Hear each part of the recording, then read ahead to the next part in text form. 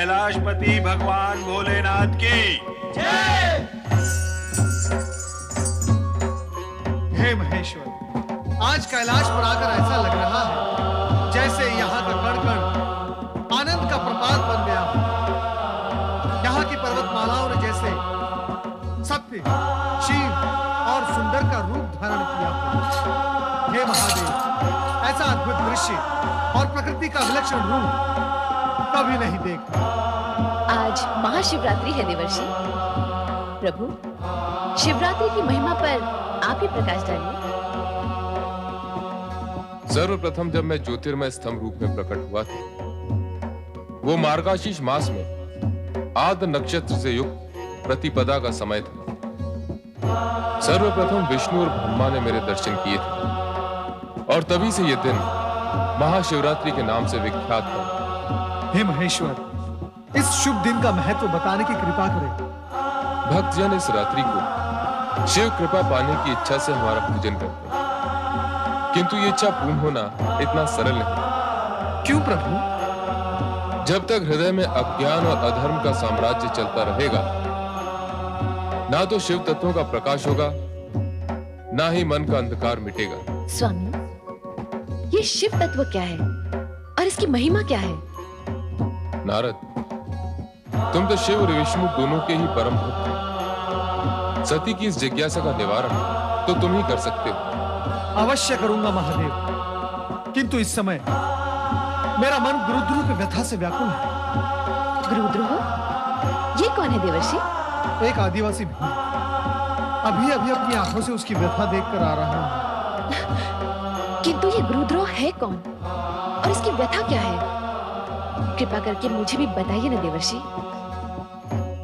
हे महेश्वर, इससे पूर्व कि मैं देवी सती को उस भील के संदर्भ में कुछ बताऊं, कृपया कर आप मुझे ये बताएं कि जो कुछ उस भील के साथ हो रहा है, ये सब कहीं आप ही की तो लीला नहीं? नारायण नारायण।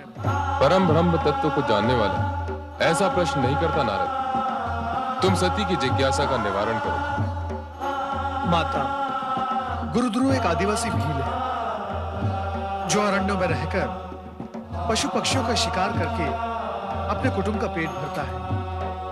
आज मैंने अरण्य में क्या देखा कि गुरुद्रोह एक हिरनी पर अपना लक्ष्य साध उसके पीछे पीछे भाग रहा है। हिरनी की भागने की गति इतनी तीव्र थी कि बहुत प्रयास करने पर भी गुरुद्रोह का लक्ष्य हिरनी पर नहीं लग रहा। देखते ही देखते हिरनी अदृश्य हो गई और गुरुद्रोह हताश और निराश हो गए।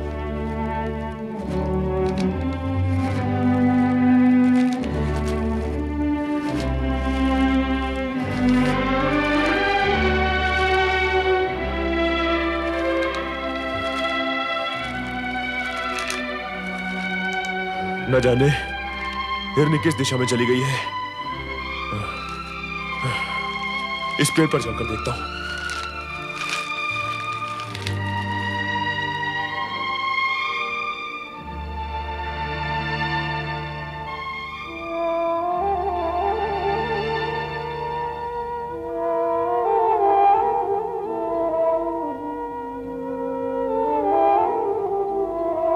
गुरुद्रोह जिस वृक्ष पर चढ़ा था, वो वृक्ष बिल्व वृक्ष था, जिसके नीचे एक प्राकृतिक शिवलिंग बना हुआ था।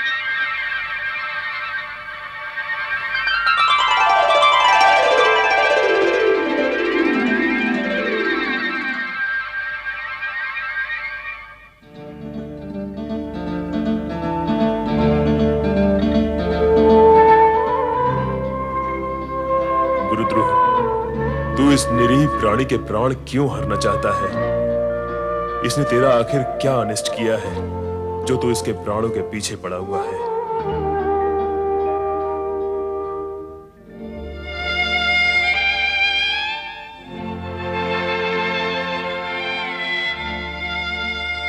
मैं जानती हूँ आपका छोड़ा हुआ तीर तक पहुंचकर खाली हाथ नहीं लौटता, किंतु आज मुझे देखने के पश्चात भी आपने दिल नहीं छोड़ा। आप किसी दुविधा में हैं और मेरी मृत्यु की घड़ी टल चुकी है। मैं आपकी आभारी हूँ। मेरे पति और बच्चे आपके सदा ऋणी रहेंगे, आपके सदा ऋणी रहेंगे। नहीं नहीं, मेरे मन में कोई दुविधा नहीं है।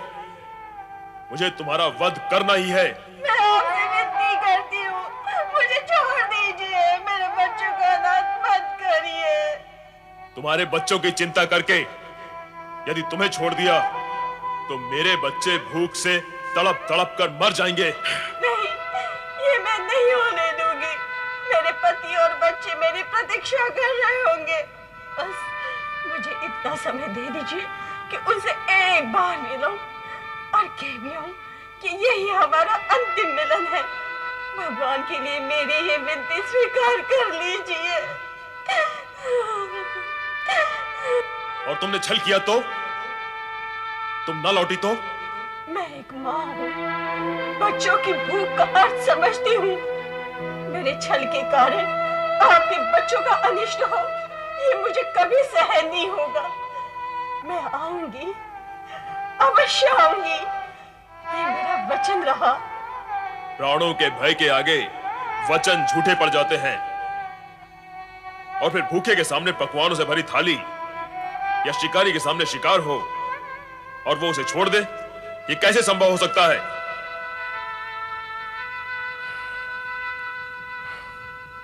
समझ में नहीं आता कि मैं क्या करूं। तुम रो रही हो? नहीं, मुझे तुम पर दया आ रही है। दया? और मुझ पर? हाँ, क्योंकि मैं तुम्हें तुम्हारे धर्म से विमुख कर रही हूँ। यदि घोड़ा घास पर दया करेगा तो खाएगा क्या? तुम शिकारी हो, यदि सामने आया शिकार छोड़ दोगे तो तुम्हारे परिवार का पेट कैसे भरेगा? तुम तुरंत चली जाओ यहां से, अन्यथा स्वभाववश हाथ में पकड़ा ये बाण चल जाएगा और तुम्हारे प्राण पखेरु उड़ जाएंगे। उस दशा में तुम्हारे परिवार वाले, तुम चली जाओ यहां से। आपने अपना कर्तव्य पूरा किया, अब मैं भी करूंगी। घर में सबसे मिलने के उपरांत यही आकर तुम्हारे सामने खड़ी हो जाऊंगी। तब तुम मेरे प्राण हर लेना। तुम्हें मुझ पर भरोसा नहीं? तुझ पर भरोसा है या नहीं, मुझे तो अब स्वयं पर भी विश्वास नहीं रहा। तुम कुछ सोच रहे हो? नहीं नहीं, तुम शीघ्र जाओ और जल्दी लौटकर आना। मैं तुम्हारी यहीं प्रतीक्षा करूंगा। धन्यवाद शिकारी जी, धन्यवाद।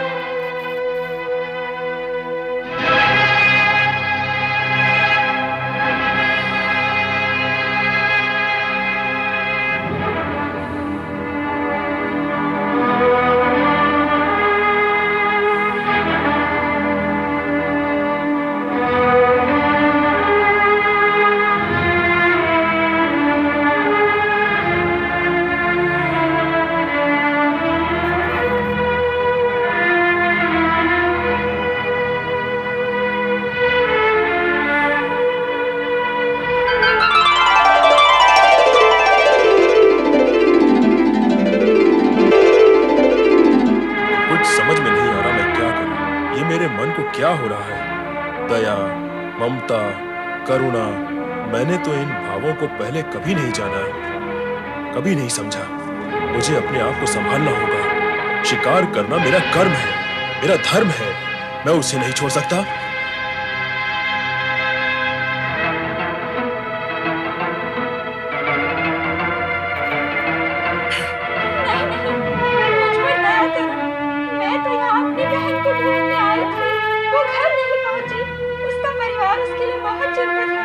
चिंता मत करो, अब तक तो वो घर पहुंच गई होगी और कुछ ही देर में पुनः यहाँ आती होगी, तब मैं उसका शिकार करूंगा। किंतु उससे पहले नहीं नहीं, मुझे छोड़ दो। अच्छा, इतनी ही देर के लिए छोड़ दो कि मैं घर जाकर देख आऊं मेरी बहन पहुंच गई अथवा नहीं। मैं वचन देती हूँ, कुछ ही देर में मैं स्वयं तुम्हारा बाण खाकर प्राण त्यागने के लिए तैयार होकर आऊंगी। कृपया मुझ पर विश्वास करो। चलो ठीक है, मैं तुम्हारी भी प्रतीक्षा में यहीं बैठा रहूंगा।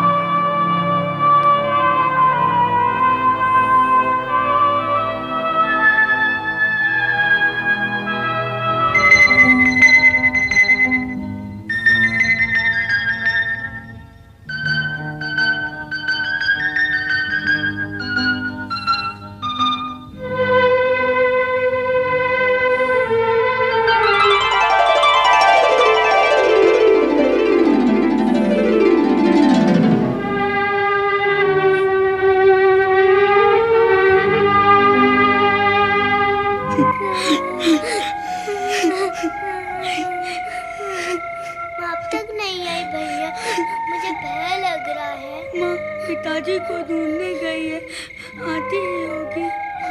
भूख लगी है। भूख तो मुझे भी लग रही है। बड़ी भूख लगी है।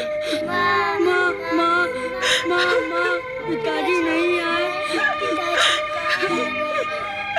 बेटा पूरा वन छान मारा, उनका पता कहीं नहीं लगा। मुझे तो शंका है कि कहीं तुम्हारे पिताजी किसी शेर, चीते या भालू का शिकार न बन चुके हो। नहीं नहीं, ऐसा नहीं।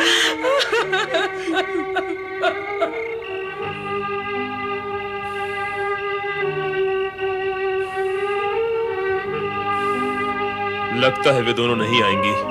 मुझे मूर्ख बना के चली गई। अब प्रतीक्षा से कोई लाभ नहीं।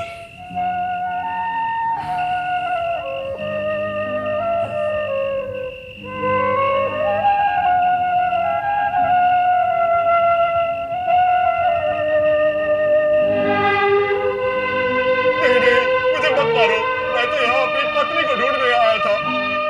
सच कहो, क्या तुमने उसका वध कर दिया? नहीं, वो मुझसे कह कर गई थी कि तुम लोगों से मिलकर लौटेगी, किंतु लौट कर आई नहीं। लगता है अपने वचन से फिर गई है। मैंने सारा दिन उसकी प्रतीक्षा में गंवाया है। मेरे बच्चे भूख से तड़प रहे होंगे, मेरी पत्नी मेरे लिए चिंतित होगी। अब मैं तुम्हें ही अपना लक्ष्य बनाता हूं। मैं तुम्हें नहीं छोड़ूंगा। मत छोड़ना, किंतु इतनी विनती है, मुझे एक बार अपनी पत्नी से मिल लेने दो, फिर मैं स्वयं तुम्हारे सामने बाढ़ खाने के लिए सहज खड़ा हो जाऊंगा। ठीक है, तुम भी जाओ, किंतु शीघ्र आना, बहुत विलंब हो गया है।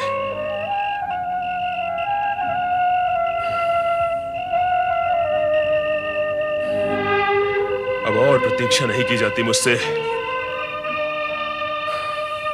न जाने क्यों मुझे ऐसा लग रहा है वो दोनों हिरनियां और ये हिरन तीनों ही सच बोल रहे थे। तीनों ही अपने वचन के पक्के हैं। वे आएंगे और अवश्य आएंगे। माना वो तीनों ही वचन के पक्के हैं, किंतु तेरा मन, क्या तेरा मन भी उतना ही पक्का है कि तू उन तीनों पर अपने बाण चला सके? क्यों नहीं? क्या आज मैं बाण पहली बार चलाऊंगा? आज तक मैंने कितने ही बाण चलाए और कितने ही पशु पक्षियों को तड़प तड़प कर प्राण त्यागते हुए देखा। शिकार करना मेरा कर्म है और उससे परिवार को पालना भी मेरा धर्म है। सत्य है, किंतु आज न जाने क्यों मेरे अंदर दया और करुणा के स्रोत फूट पड़े हैं। वाह, अगर दया और करुणा के स्रोत इस तरह फूटते रहे, फिर तो तुम अपने परिवार का भरण पोषण कर चुके। मेरी समझ में नहीं आ रहा है आज मैं किस विचित्र से धर्म संकट में फंस गया हूं। प्रत्यंचा खींचते हुए मेरे हाथ क्यों कांप रहे हैं? क्यों ऐसा क्यों हो रहा है?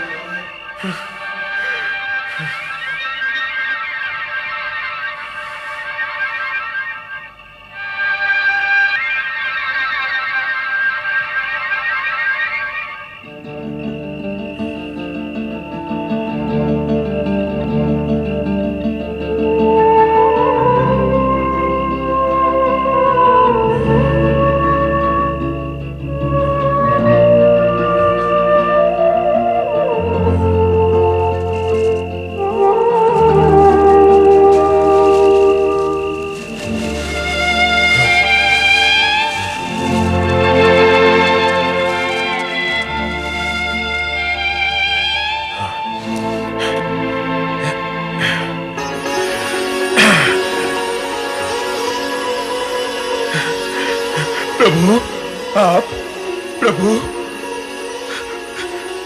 प्रभु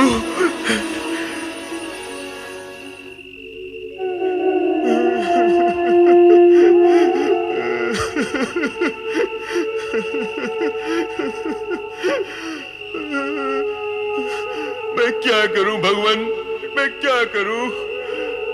निर्दोष जीवों की हत्या करना मुझे अच्छा नहीं लगता, परंतु अपने परिवार का भरण पोषण करने के लिए मुझे ये पाप भी करना पड़ता है।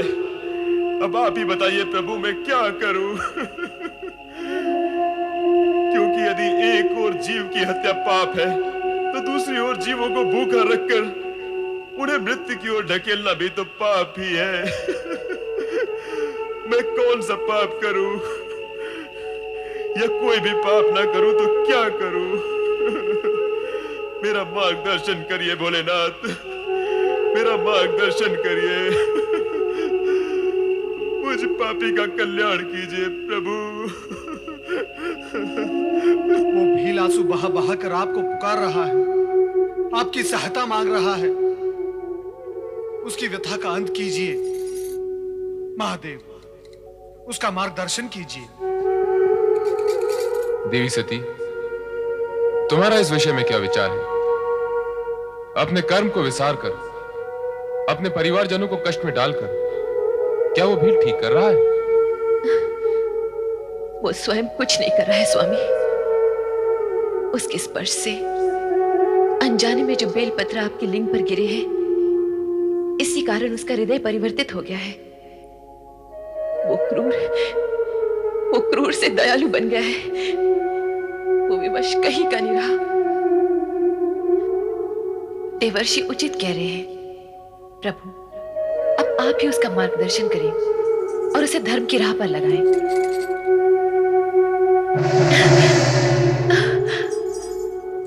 माता, प्रभु ने मेरी विनती सुन ली, मेरी प्रार्थना सार्थक हुई। अब उस भील का उद्धार अवश्य हो जाएगा। नारायण नारायण नारायण। मुझे सद्बुद्धि दो भगवान, मुझ पर दया करो, मेरा कल्याण करो प्रभु, मेरा कल्याण करो भोलेनाथ।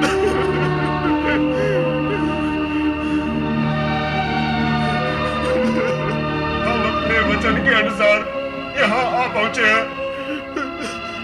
अब तुम अपना बाण उठाओ और अपने कर्म का पालन करो।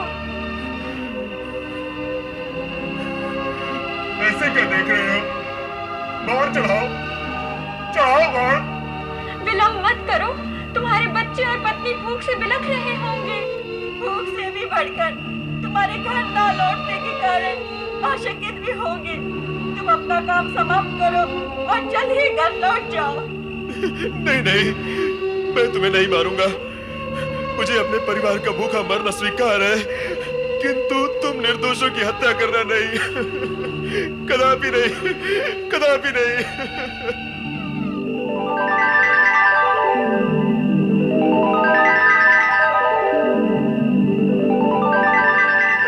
भोलेनाथ, भोलेनाथ।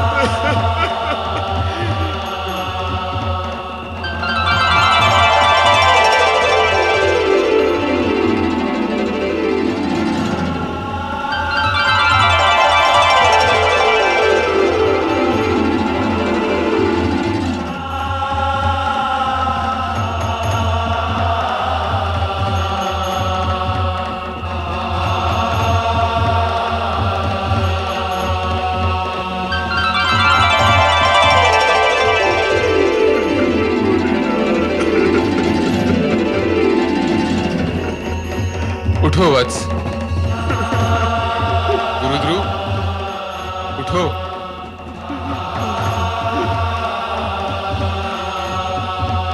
आओ वत्स।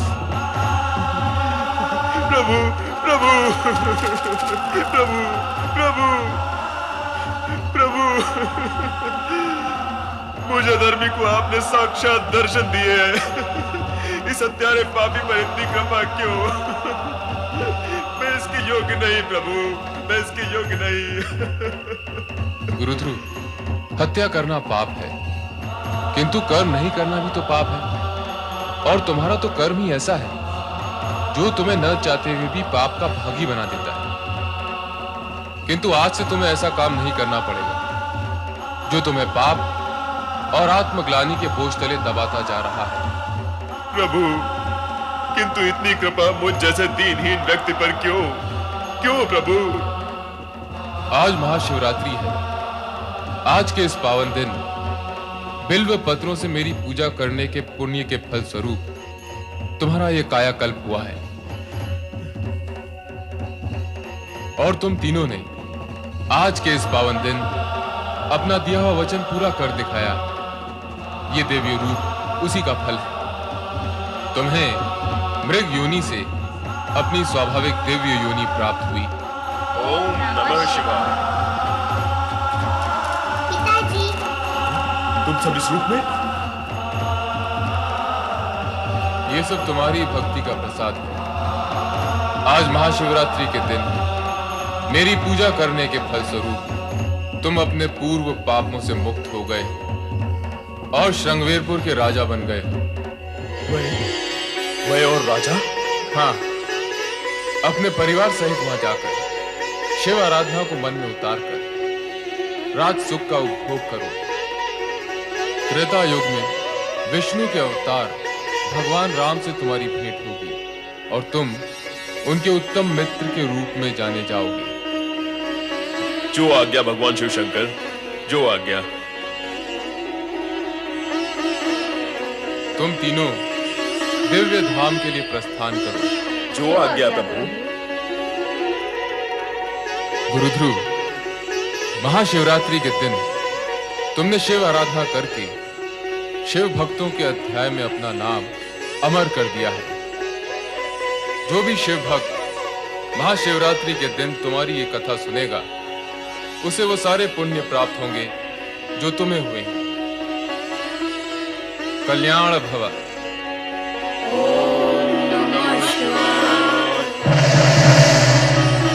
शिव कृपा से इस प्रकार गुरुद्रोह, उनकी पत्नी और दोनों बालकों ने श्रृंगवेरपुर राज्य की ओर प्रस्थान किया। ओम नमः शिवाय। श्रृंगवेरपुर नरेश महाराज गुरुद्रोह की। श्रृंगवेरपुर नरेश महाराज गुरुद्रोह की। श्रृंगवेरपुर नरेश महाराज गुरुद्रोह की। श्रृंगवेरपुर नरेश महाराज गुरुद्रोह की। महाराज, श्रृंगवेरपुर की प्रजा आप जैसे शिव भक्त को अपने राजा के रूप में पाकर अति प्रसन्न है। महामंत्री जी, ये सब भगवान शिव की कृपा का फल है। हम चाहते हैं हमारी प्रजा निरंतर भगवान शिव की आराधना करके उनकी कृपा प्राप्त करती रहे, जिससे कभी किसी को कोई कष्ट न हो। अवश्य महाराज। सारी प्रजा में ओम नमः शिवाय इस पंचाक्षरी मंत्र की गूंज उठ रही है। ओम नमः शिवाय। ओम नमः शिवाय। नारायण नारायण। महामंत्री का कथन अत्यंत सत्य है महाराज। महाशिवरात्रि की रात्रि को आपके मन में जो शिवभक्ति की ज्योति प्रकट हुई थी, उसी के प्रभाव से आपको ये शिवभक्त प्रजा और श्रृंगवेरपुर राज्य प्राप्त हुआ है। ओम नमः शिवाय। मुझे सब स्मरण है देवर्षि। मुझे ये भी स्मरण है कि उस रात आप ही ने मुझे बिल्व पत्र के पेड़ पर बैठे देखा था। और नारायण नारायण। और मैं वहां से सीधा शिव सती के शरण में कैलाश पहुंच गया था। राजन, आप अत्यंत भाग्यवान हैं। महाशिवरात्रि के दिन आपके हाथों हुई शिव भक्ति और पशुवत से विरक्ति के कारण शिव भक्ति में और उसके इतिहास में आपका नाम अमर हो गया है। स्वयं शिवजी और माता सती आपकी शिव भक्ति की प्रशंसा करते हैं। ये सब आपकी कृपा है देवर्षि। मेरी नहीं राजन, भोलेनाथ की कृपा है। और जब भोलेनाथ की कृपा होती है तो असंभव भी संभव हो जाता है। राजन, मैं आपको एक रहस्य बताना चाहता हूं। कौन सा रहस्य देवर्षि? युगों युगों तक आप श्रृंगवेरपुर पर राज करेंगे। शिव भक्ति से प्राप्त सिद्धि के कारण आपकी आयु अपरिमित होगी। आप त्रेता युग में भी जीवित रहेंगे। क्या कह रहे हैं देवर्षि? मैं त्रेता युग में भी जीवित रहूंगा? हाँ राजन, भगवान विष्णु जब त्रेता युग में राम का अवतार लेंगे तब आप उनकी सहायता करेंगे और राम भक्त के रूप में आपका नाम अमर हो जाएगा। धन्य है देवर्षि, आप सचमुच धन्य हैं। आपने मुझ पर जो उपकार किया है उसके लिए मैं सदा आपका ऋणी रहूंगा। नारायण नारायण। मैं तो शिव जी का छोटा सा सेवक हूं। उपकार तो आपको भोलेनाथ का ही मानना होगा राजन, क्योंकि उनकी इच्छा से ही आपको शिव भक्ति प्राप्त हुई है। और इस उपकार का ऋण चुकाने के लिए आपको अपने राज्य में स्थान स्थान पर शिव मंदिरों का निर्माण करना होगा, जिससे शिव भक्ति की गूंज संसार में गूंज उठे। ऐसा ही होगा देवर्षि, ऐसा ही होगा। हम राज्य के कोने कोने में शिवालयों का निर्माण करवाएंगे और हर शिव पर्व पर उत्सव मनाएंगे, और ये सब भोले शंकर की कृपा से होगा। ओम नमः शिवाय। राजन, जानते हो, इसी ओम नमः शिवाय के प्रभाव से वो हिरण और हिरणी कहां पहुंच गए जिन्हें आपने प्राणदान दिया था? नहीं देवर्षि, बताइए वे कहां हैं? महाशिवरात्रि को अपना वचन निभाने और शिव भक्ति में सहयोग करने के कारण वे पशु योनि को त्याग कर सीधे स्वर्गलोक पहुंच गए हैं। स्वर्गलोक में? हाँ राजन, अब मैं स्वर्गलोक पहुंचकर उन्हें भी ओम नमः शिवाय की महिमा सुनाऊंगा। नारायण नारायण।